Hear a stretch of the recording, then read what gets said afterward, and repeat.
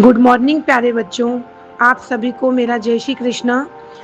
पाठ्य पुस्तक शिक्षक के उद्देश्य ज्ञान और पाठ्यचर्या BSTC प्रथम वर्ष की पाठ्य पुस्तक में हमने प्रथम इकाई शिक्षा का अर्थ और उद्देश्य को पढ़ा समझा। अब हमारी दूसरी इकाई जिसका नाम है विविध परंपराओं में शिक्षा की अवधारणा। प्रथम वर्ष की पाठ्य पुस्तक की ये दूसरी इकाई है शिक्षक के उद्देश्य और पाठ्यचर्या में। अब इसके बारे में विविध परंपराओं में शिक्षा की अवधारणा। सर्वप्रथम हम परिचय, उद्देश्य, विषय वस्तु को देखेंगे, जिसमें वैदिक एवं उपनिषदीय परंपराएं। वैदिक परंपरा में शिक्षा की अवधारणा क्या थी, उपनिषद काल में शिक्षा की अवधारणा क्या थी, उसके बाद बौद्ध एवं जैन परंपराएं, तत्पश्चात इस्लामी, ईसाई एवं सूफी परंपराएं, उसके बाद प्राचीन यूनानी परंपराएं, जिसमें हम सुकरात, प्लेटो और अरस्तु का शिक्षा दर्शन देखेंगे। तो ये हमारी द्वितीय इकाई है विविध परंपराओं में शिक्षा की अवधारणा। आप सभी जानते हैं कि धरती के विभिन्न स्थानों पर रहने वाले मनुष्य ने अपने देश, काल एवं परिस्थिति के अनुसार अपने तत्कालीन परिवेश, जीवन के बारे में जानने और समझने का हमेशा अनवरत प्रयास किया। मानव ने संज्ञान की इस प्रक्रिया के फलस्वरूप उसके स्वयं के जीवन की गतिविधियां एवं परस्पर संबंध के बारे में कुछ बुनियादी धारणाएं बनाई। इसके चलते उसका अपने रोजमर्रा के सवालों से लेकर जीवन के उद्देश्य को जानने का एक खास तरह का नजरिया विकसित हुआ। इस इकाई में आप मोटे तौर पर भारतीय एवं पाश्चात्य दोनों ही चिंतन धाराओं में शिक्षा के प्रति रही बुनियादी दृष्टि एवं सोच को जानने एवं समझने का प्रयत्न करेंगे और देखेंगे कि किसी समाज के शैक्षिक जीवन का उस समाज के सामाजिक एवं मानसिक जीवन से क्या संबंध रहता है। अर्थात उस समय जो परिस्थितियां होती है, तो क्या वे परिस्थितियां शिक्षा बनाती है या शिक्षा उन परिस्थितियों को ढालती है। भारतीय शिक्षा का अर्थ, स्वरूप एवं लक्ष्य के मूल आधार वेद हैं। वेदों में पाई जाने वाली शिक्षा उस काल की शिक्षा के स्वरूप एवं उसकी प्रयोजन मूलकता से परिचित कराने के साथ साथ हमारी संस्कृति, इतिहास, दर्शन, कला, रहन सहन, आचार व्यवहार, रीति नीति, भाषा, विज्ञान, संगीत आदि विचारों की जानकारी भी हमें देती है। तो हम इस इकाई में जानेंगे वैदिक एवं उपनिषद परंपरा में शिक्षा का स्वरूप, शिक्षा के उद्देश्य, विधि एवं प्रक्रिया। बौद्ध एवं जैन काल में, ईसाई काल में, इस्लामी काल में, सूफी काल में और प्राचीन यूनानी काल में। तो सर्वप्रथम अब हम पढ़ने जा रहे हैं वैदिक एवं उपनिषदीय परंपराएं। वैदिक परंपरा, जैसा कि नाम से पहले भी हमने वेद के बारे में पढ़ा और आप सभी भी अपने वेदों से परिचित होंगे। वेद शब्द संस्कृत की विद धातु से बना है। विद का अर्थ होता है जानना अथवा ज्ञान। प्राय यह माना जाता है कि वेद स्तुतियों के संग्रह हैं। स्तुतियाँ किसके लिए की जाती है? देवताओं की प्रशंसा के लिए भगवान की स्तुतियाँ की जाती है। प्राचीन काल में जल, वायु, अग्नि, आकाश आदि को देवता माना गया था और इनसे हमें जीवन के सभी पक्षों एवं विषयों के संबंध में मानव उद्गार एवं विचार मिलते हैं। हम जानते हैं सनातन काल में, हमारे प्राचीन काल में 4 वेदों को माना गया है। 4 वेद बताए गए हैं, ऋग्वेद, यजुर्वेद, सामवेद और अथर्ववेद। ऋग्वेद में उन मंत्रों का संग्रह है जो देवताओं की स्तुति के निमित्त गाए गए थे। यजुर्वेद में यज्ञ की विधियों की प्रधानता है एवं विशुद्ध कर्मकांडों का संग्रह है। सामवेद संगीत प्रधान है। सामवेद में भी याज्ञिक मंत्रों की प्रधानता है यजुर्वेद की तरह सामवेद की उपयोगिता भी कर्मकांड के लिए है और अथर्ववेद में तंत्र मंत्र जादू टोना। इस प्रकार ये हमारे वेद हैं। वेदों के 3 अंग कहे गए हैं, संहिता, ब्राह्मण और उपनिषद। संहिता में मंत्र हैं जो कि प्राय पद्य में हैं। संहिता में स्तुतियों का संकलन है जो देवताओं की प्राप्ति के लिए रचे गए हैं। संहिता के पश्चात के वैदिक साहित्य को ब्राह्मण्य कहते हैं। ये प्राय गद्य में लिखे गए हैं। इनमें यज्ञ की विधियों का भी वर्णन है। यज्ञ के अतिरिक्त अन्य धार्मिक कार्यों के ढंग का भी वर्णन है। ब्राह्मण के अंत में कर्मों के फल और प्रभाव का विचार उपलब्ध है। इनमें दार्शनिक विचार भी निमित्त हैं जिन्हें आरण्यक की कहा जाता है। आरण्यक के बाद शुद्ध दार्शनिक विचारों का विकास होता है जिनका संकलन उपनिषद में कहा गया है। तो हमने 4 वेद जाने और वेदों के अंग जाने। शिक्षा का उद्देश्य। वैदिक कालीन शिक्षा का प्रमुख उद्देश्य व्यक्ति को जीवन के लिए तैयार करना है कि उसको अपना जीवन जीना कैसे है, उसे विभिन्न परिस्थितियों में समायोजन और अनुकूलन कैसे स्थापित करना है कि वो एक श्रेष्ठ नागरिक बन सके। क्योंकि हमारे वेदों का उद्देश्य ही यह है, वेदों के अंग का उद्देश्य यह है कि इंसान उच्चतम उद्देश्य को प्राप्त करे। तो शिक्षा का उद्देश्य वैदिक काल में क्या था?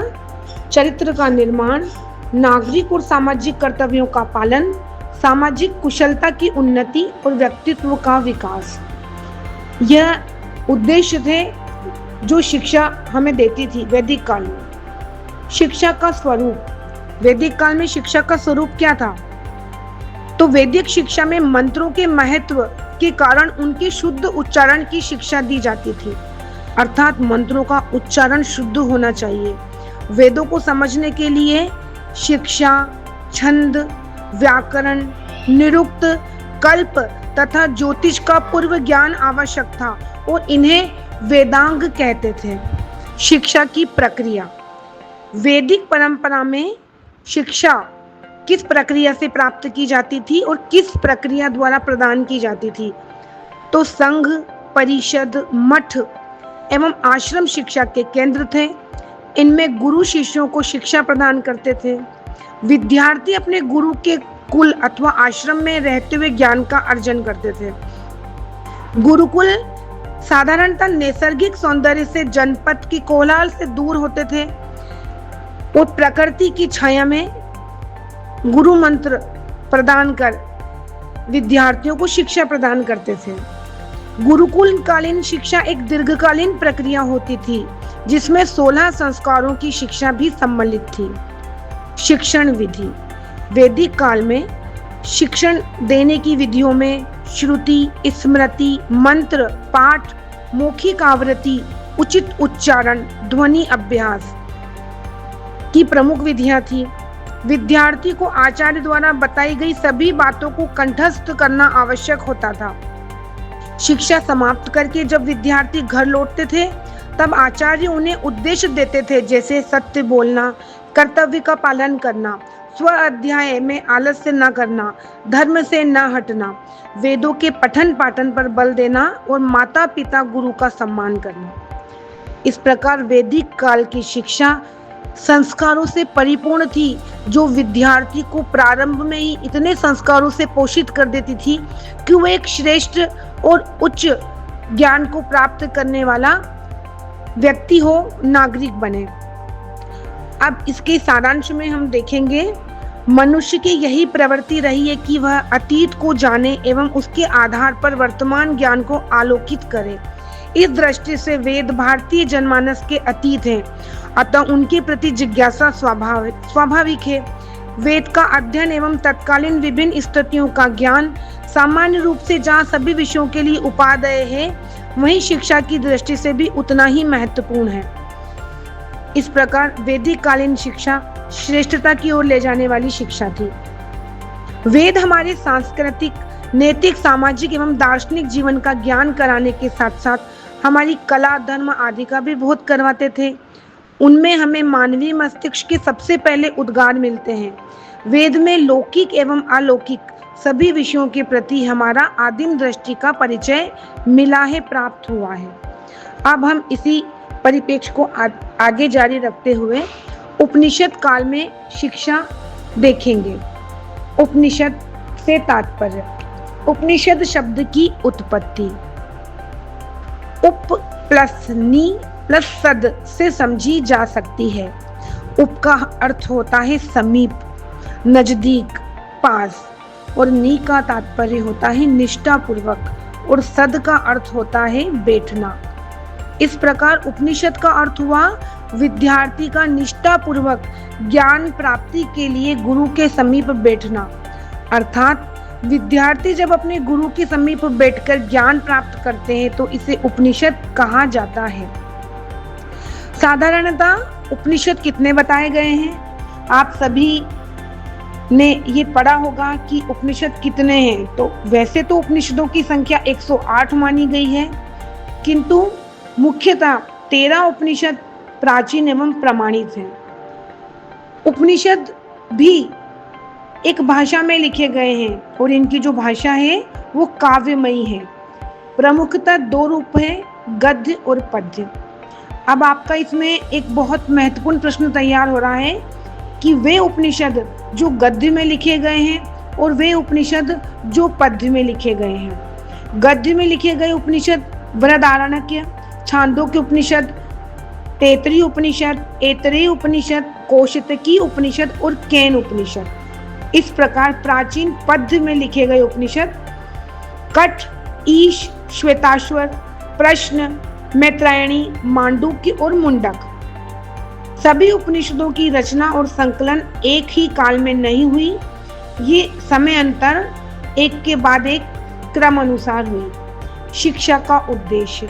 उपनिषद काल में शिक्षा का उद्देश्य प्रयोजन मूलकता की धारणा को लेकर हुआ है, अर्थात मानसिक एवं चरित्र निर्माण, एकता की भावना का विकास करना, नैतिकता का विकास करना।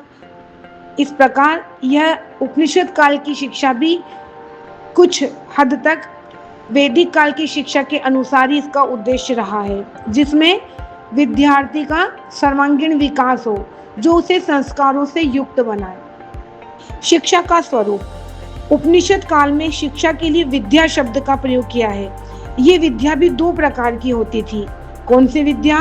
परा विद्या और अपरा विद्या। परा, जैसा कि नाम से विदित हो रहा है, परम तत्व की शिक्षा, जबकि अपरा विद्या का संबंध ज्ञान की उन समस्त विद्याओं से है जिन्हें हम वेद, वेदांग कह सकते हैं। अपरा विद्या वेद, व्याकरण, निरुक्त, छंद, ज्योतिष शास्त्रों का ज्ञान है, और परा विद्या केवल परम तत्व यानी परमात्मा जो इहलोक से परे पारलौकिक है उससे संबंधित है। शिक्षण प्रक्रिया। उपनिषद काल की शिक्षण प्रक्रिया सरल, स्पष्ट और लक्ष्योन्मुखी थी।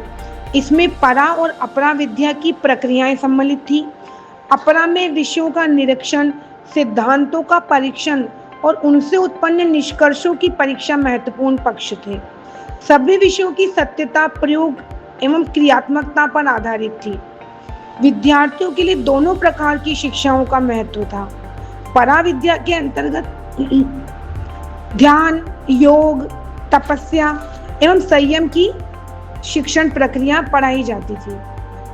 शिक्षण प्रक्रिया के अंतर्गत संवाद विधि, विश्लेषण विधि, सूत्र विधि, प्रतीकात्मक विधि और उपमान विधि से शिक्षण विधि दी जाती थी, जो शिक्षण प्रक्रिया विद्यार्थी को समझाई जाती थी।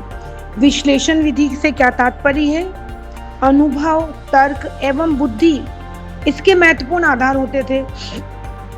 इस प्रक्रिया में सरल से जटिल की ओर बढ़ा जाता था, अर्थात पहले विद्यार्थी को किसी भी तत्व के बारे में या तथ्य के बारे में सरल बात बताई जाती थी। यानी पहले उसको आज के परिप्रेक्ष्य में समझा जाए तो पहले संख्या का ज्ञान दिया जाता था, उसके बाद उसको गुणा, जोड़, घटाओ यानी सरल से कठिन की ओर जाने वाली शिक्षा विश्लेषण विधि की कही जाती है। सूत्र विधि अर्थात सूत्रों के माध्यम से, जो विशेष रूप से मांडुक्य उपनिषद में, जैसे ब्रह्म को ओम, ओम से तात्पर्य अ धन उ धन म, इस प्रकार से सूत्र के माध्यम से पढ़ाया जाता था, प्रतीकों के माध्यम से पढ़ाया जाता था। उपमान विधि, किसी भी चीज को उपमा देकर समझाना, जैसे कि नमक पानी में घुलकर व्याप्त हो जाता है, वैसे ही ब्रह्म जीव में व्याप्त है। जैसे नदियां समुद्र से मिलने पर अपना नाम और रूप को खो देती है, वैसे ही जीव ब्रह्म से मिलने पर अपना अस्तित्व समाप्त कर देता है। उपनिषद काल में गुरु का क्या महत्व था? उत्तर वैदिक काल में आत्म अध्ययन या स्वाध्याय का विशेष प्रचलन था। विद्यार्थी के लिए शिक्षक की आवश्यकता भी प्रतीत होती थी। गुरु विद्यार्थी के अंतर्चक्षु खोल देते थे और अंतर्चक्षु प्रदान करता गुरु को कहा जाता था। गुरु समाज का पथ प्रदर्शक, नेता तथा निर्माणक माना जाता था। उसके द्वारा विद्यादान केवल पुत्र या शिष्य को ही दिया जा सकता है। उपनयन संस्कार के उपरांत शिष्य गुरु के पुत्र के समान माना जाता है और आत्म संबंध स्थापित हो जाता था। इस प्रकार गुरु पथ प्रदर्शक के रूप में माना गया था उपनिषद काल में। विद्यार्थी का कर्तव्य, विद्यार्थी का प्रमुख कर्तव्य विद्या अध्ययन था। उपनिषद के अनुसार विद्यार्थी को अक्षर, शब्द, उच्चारण, छंद तथा प्रारंभिक व्याकरण का ज्ञान पहले कराया जाना चाहिए एवं इंद्रियों, इच्छाओं, यश, लिप्सा, निद्रा, क्रोध, गंध, शारीरिक सौंदर्य इत्यादि पर उसे विजय प्राप्त करनी चाहिए। अर्थात इंद्रियों पर नियंत्रण करना विद्यार्थी को सिखाया जाता था उपनिषद काल में, जिससे मनुष्य बुरे आचरण को त्यागे और एक श्रेष्ठ नागरिक प्राप्त करता हुआ अपने जीवन का सर्वांगीण विकास करे। इस प्रकार मानव का नैतिक उत्थान और चारित्रिक निर्माण करना उपनिषद शिक्षा का महत्वपूर्ण अंग था। उपनिषद की इस शिक्षा दृष्टि की वर्तमान शिक्षा में अहम भूमिका है। यह दृष्टि हमें बताती है कि शिक्षा व्यक्ति व समाज के कल्याण वो उसकी बेहतरी के लिए कितनी आवश्यक है। शिक्षा प्राप्ति के लिए अनुभव, चर्चा, संवाद, जिज्ञासा, व्याख्या, विश्लेषण की उपनिषदीय परंपरा आज भी शिक्षा प्राप्ति के लिए महत्वपूर्ण स्रोत है। तो बच्चों, आपने जाना कि वेद काल की शिक्षा और उपनिषद काल की शिक्षा कितनी श्रेष्ठ शिक्षा थी और उसी नैतिक शिक्षा की आज के इस युग में बहुत आवश्यकता है। इस प्रकार हमने आज इस दूसरी इकाई में वैदिक काल की शिक्षा और उपनिषद काल की शिक्षा को जाना। आप बहुत अच्छे से इसको समझ सके होंगे। मैं आशा रखती हूँ कि आप इसे लिंक के जरिए भी, QR कोड के जरिए भी अच्छे से पढ़ पाएंगे घर पर। साथ ही इसे अन्य बच्चों को भी शेयर करें और सब्सक्राइब करें, ताकि जैसे ही आपको दूसरा इसकी इकाई प्राप्त होती है तो आप बिल्कुल सचेत हो जाएं और निरंतर वीडियोस देखते रहें और अपना अध्ययन जारी रखें। आप सभी को जय श्री कृष्णा, जय हिंद, जय भारत।